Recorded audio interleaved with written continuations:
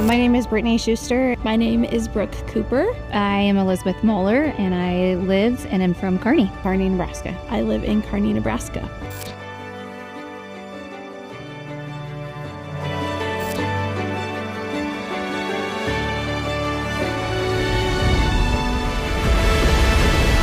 Where do we begin? About 12 years ago, I was diagnosed with a rare disease called systemic scleroderma.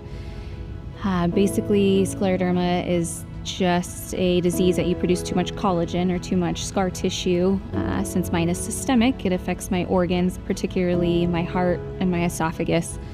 I have a couple other symptoms that all the other autoimmune diseases kind of share, but the heart has been kind of the major factor in this journey. It's an effort every single day to make sure that I walk that fine line of taking care of myself, but also being there for the ones that need me and for the ones that look up to me, like my little kids. I think that's the hardest part, is not letting them see a lot of the things that I feel.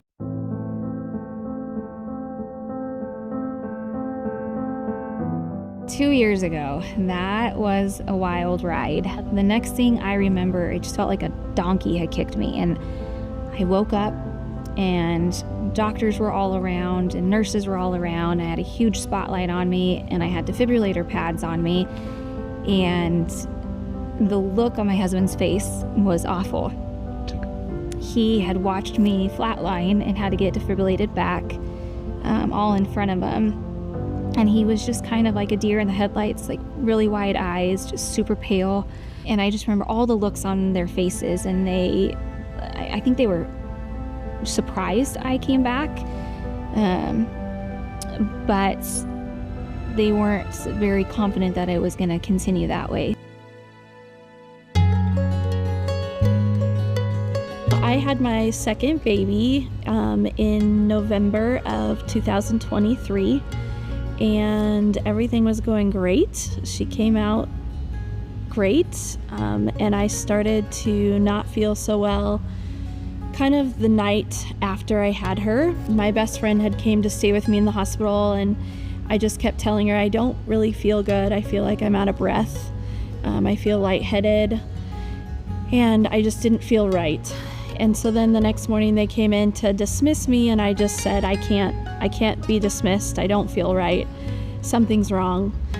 The OBGYN who was on call that day came in, and she just said, I think we need to rule out this thing called postpartum cardiomyopathy. She said, it's very rare. I doubt that you have it, but let's just rule it out. And so we did an EKG, and they didn't like what they saw in the EKG. And so they went ahead and did an echo. And on the echo, they saw that my heart was functioning at 10 to 15%. From there, they said we can put in an ICD. Basically, it's a pacemaker and a defibrillator, but the pacemaker is turned off until I need it, and the defibrillator is there if my heart decides to stop or needs help getting back on track. And from there, I was doing great and feeling good and just recovering and trying to regain my heart and get its functions back to where it should be. And then in April of 2024, my defibrillator went off.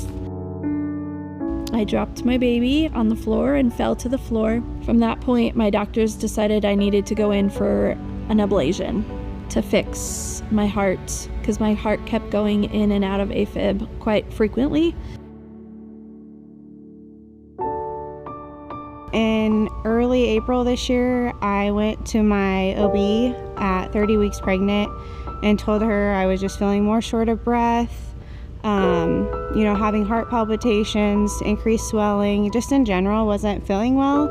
And having been pregnant 3 other times, I knew something was going on. So she referred me to cardiology, and I was able to see them about a week later. They kind of chalked it up to pregnancy too, but said, let's do this echo, because there's this really rare thing that can happen during pregnancy where the left side of your heart muscle gets weak. So about a week later, I had the echo. It was on Friday, April 25th. I received a phone call on Monday the 28th, I believe, from my OB telling me that I had peripartum cardiomyopathy. The cardiologist recommended that I deliver that week, and so my OB kind of gave me the option of when I wanted to deliver, and we chose Friday, May 2nd. On Friday, May 2nd,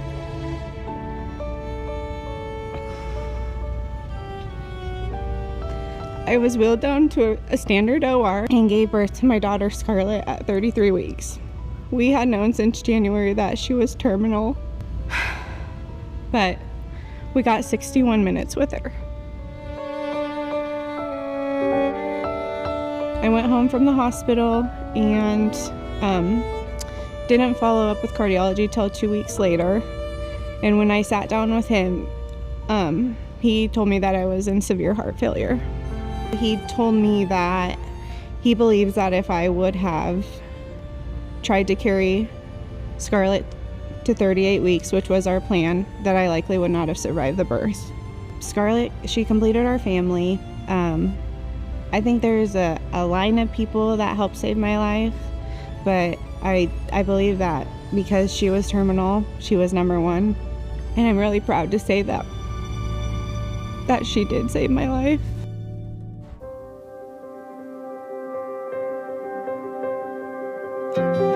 I think as women and as moms, we have to be tough all the time, and we have to just do.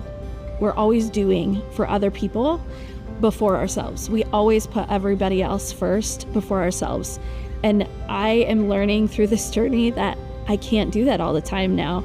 I have to take care of my body. And I mean, even now to this day, I have little ones, and I have to take care of myself first and make sure that I'm as healthy as I can be for them and for my family. I'm so much more patient now than I ever used to be. You know, my heart flatlined 3 times, and I honestly didn't know if I was going to see my kids again. I find myself stepping back a lot more and really just taking in the environment, and that can be as simple as, you know, sitting on the back deck and just watching them jump on the trampoline.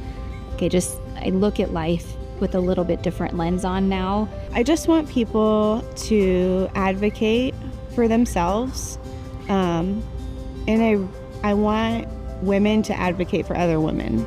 I had a lot of women pushing me to be my own advocate, and then once I was, I had women, my OB, my nurses, when I was in the hospital, you know, taking care of me, and I just want women to advocate.